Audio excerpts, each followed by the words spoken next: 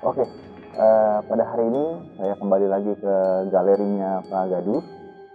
Oke, selamat malam Pak Gaduh. Selamat malam. Oke, pada saat ini kita akan menguak lagi, kita akan tanya-tanya lagi tentang koleksi-koleksi beliau yang masih banyak tentunya ya Pak. Benar. Mungkin ada beberapa senjata yang mempunyai story yang luar biasa Pak. Ya. Atau ada apa lagi nih, nanti kita langsung tanya aja ke Pak Gaduh. Ya. Untuk bisa mengupas nilai-nilai spiritualnya atau ya, nilai-nilai mistisnya Pak ya. Oke. Kira-kira apa nih Pak yang belum kemarin ini belum sempat saya lihat atau belum sempat saya terawang nih Pak untuk nilai-nilai mistisnya? Kebetulan Abang Kelvin tadi bilang senjata ya. Kita mendapatkan senjata yang begitu senjata perunggu berupa kapak gitu loh. Kapak, ya, kapak besar.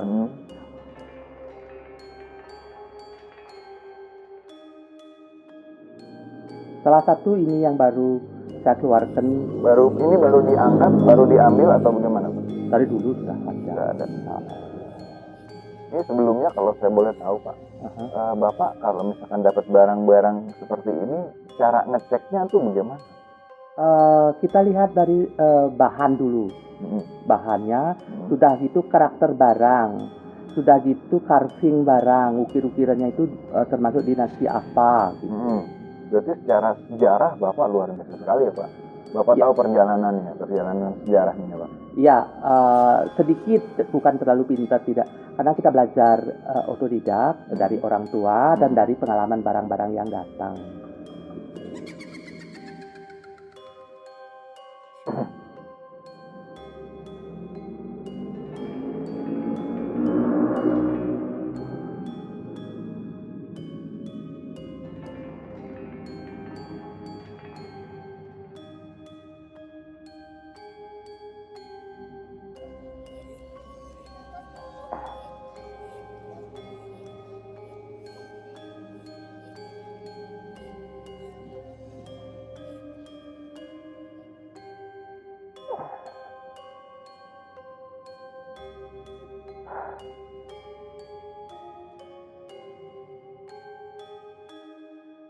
Ini kalau kita samakan sedikit ya Pak, sejarahnya gitu.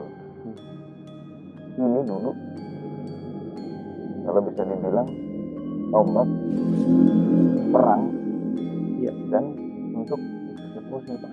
Eksekusi. Jadi kalau kita bisa bilang kalau orang ada salah atau apa, bisa dibilang pancungnya pakai ini. Ini benar-benar punya cerita dan bau darahnya terasa. Iya. Ini bau darahnya terasa sekali. Dan kapak ini sangat seimbang.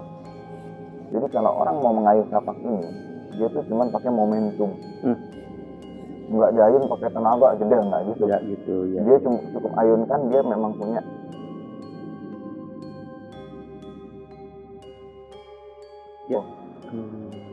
ini udah kalau ini sampai turun ini udah ngemakan.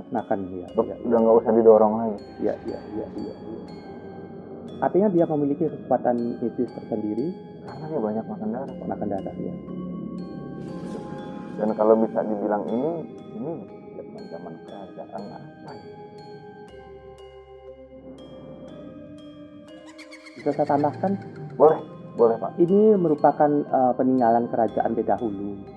Apa Bedahulu tuh tahun berapa Pak? Tahun 1298.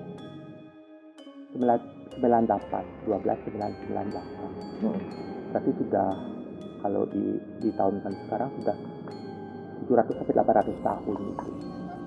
Nah, yang saya bingung ini bagaimana zaman dulu mereka bisa bikin kokoh ini.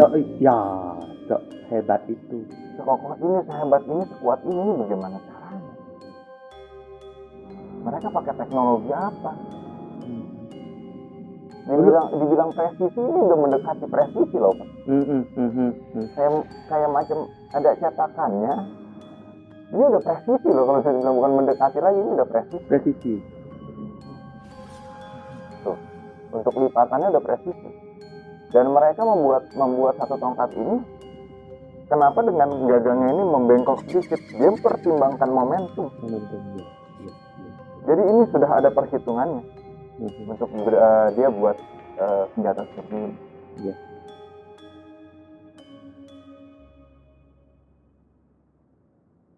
Dan kalau ini jatuh ke tangan orang yang nggak tepat, ini panas. Panas, Pak. Ini panas. Jangan kira cuma sekedar barang antik biasa. Ini panas. Dari tadi ini saya pegang ini, selain ini berat gitu loh. Ini ada rohnya. Iya. Berapa namanya? Nggak stabil gitu loh. Ya. Nggak stabil, jadi dia mau jalan-jalan aja.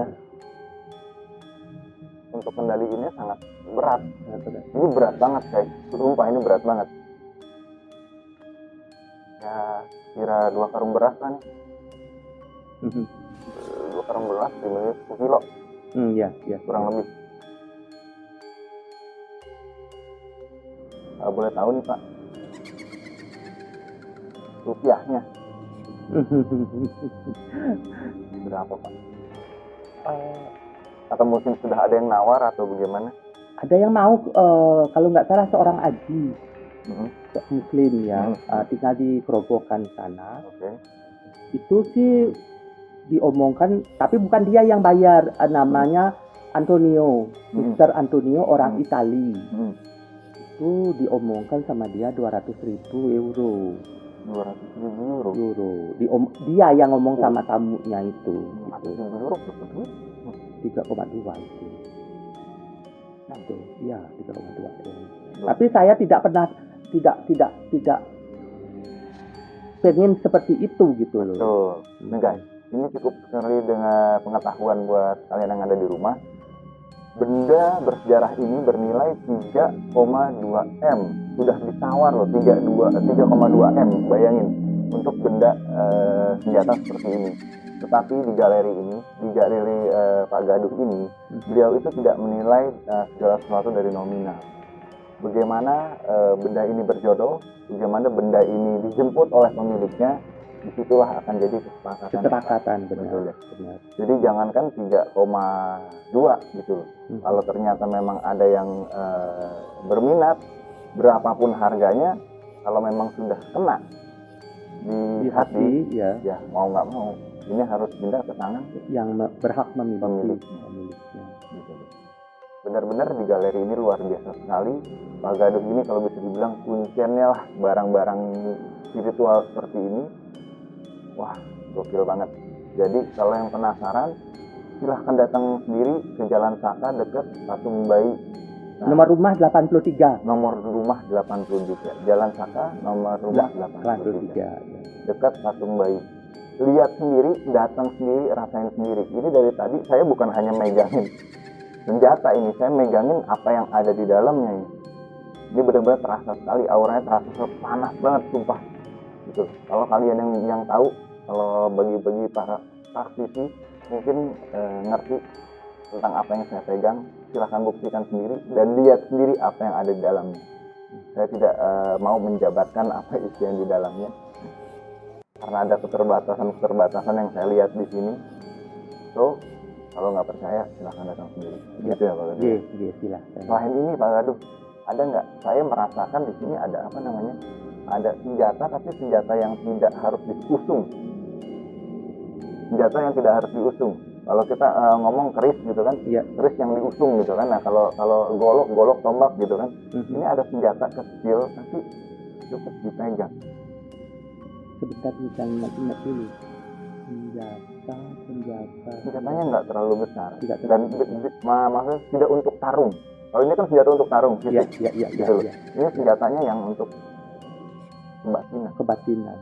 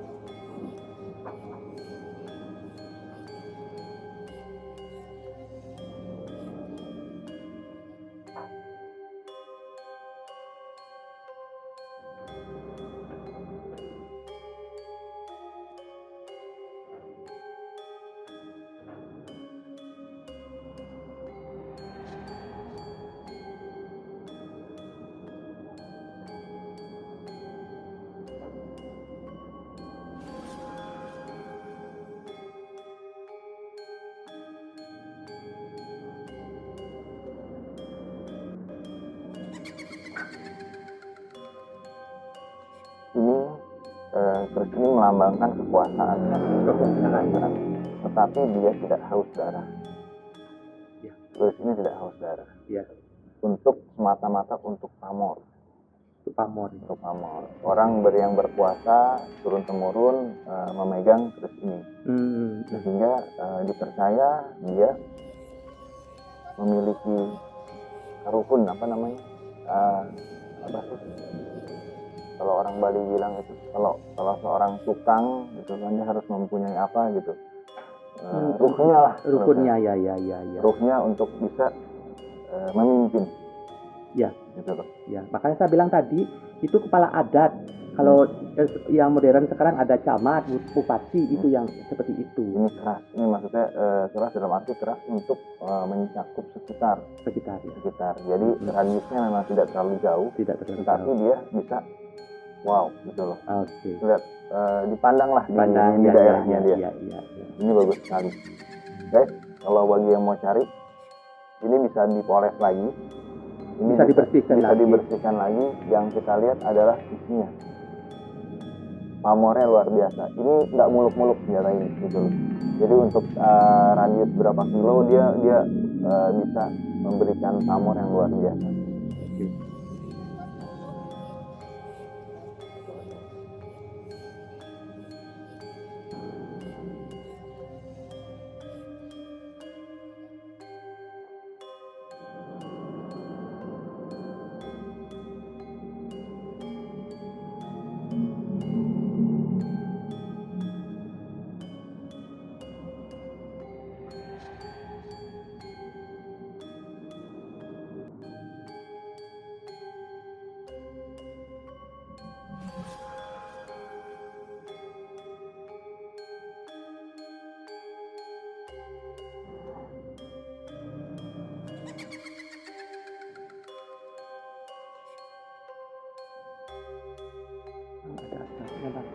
Halo.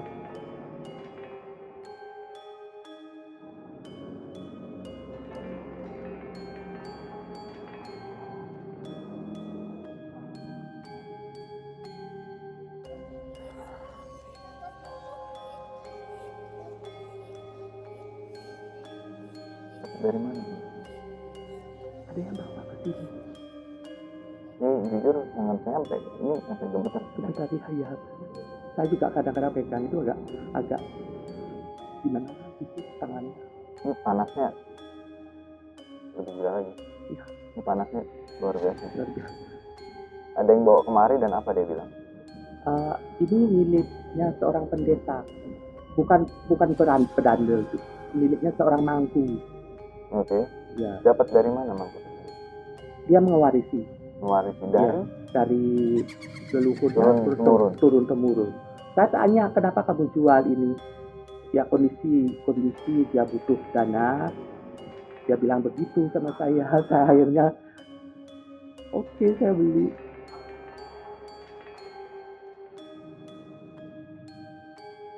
Kalau boleh tahu, itu Saya beli 1.200.000. Ya, miliar 1.200.000. Iya benar. Ini di dalam ini harga segitu Tidak ada apanya.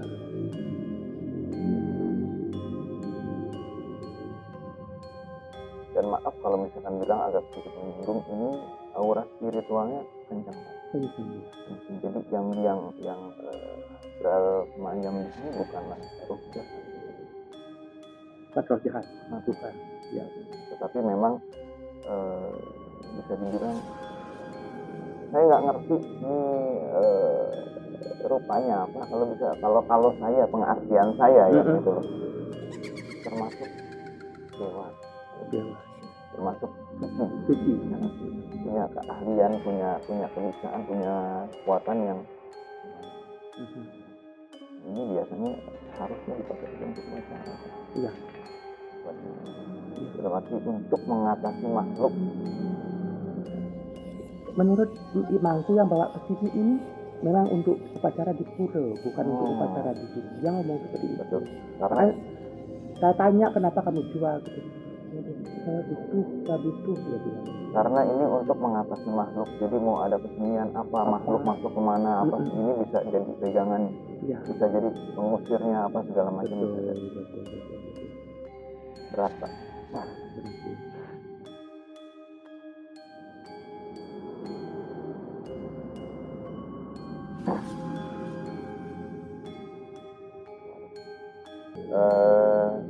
Kalau bisa dibilang Pak, saya lihat ya. Ada satu mustika yang Bapak pegang. Saya nggak tahu nih apa yang Bapak pegang yang disebut mustika ini. Dia itu mustika dalam arti bukan isian, tapi memang garis sananya memiliki kekuatan magis. Betul. Ya. Nah itu yang kita sebut mustika. Dan itu ada khasiatnya. Nah kalau kayak kita ngomong keris yang memang diisi kekuatan gitu kan, ya dia berkhasiat ketika memang diaktifkan. Tapi kalau misalnya namanya mustika, dia berkhasiat tidak diaktifkan pun dia berkhasiat langsung. Nah itu kita nggak pernah tahu dari mana asal usul. Tapi yang saya lihat di sini ada Bapak punya. Tapi saya nggak tahu barang yang mana gitu. Ya mungkin kalau kita berjodoh nanti kita bisa lihat barangnya, mungkin bisa ketemu sama saya barangnya. Tapi kalau kita nggak berjodoh ya nggak perlu buat gitu. Ya nggak masalah juga. Benar. Oke, kalau gitu kita sudahi pertemuan kita pada malam hari ini. Kita tunggu untuk sesi berikutnya ya Pak Gaduh. Ya. Masih banyak sekali yang bisa dikupas tuntas di galeri ini. Jadi tetap di situ, tetap tonton channel YouTube saya dan kita. Ya. Oke.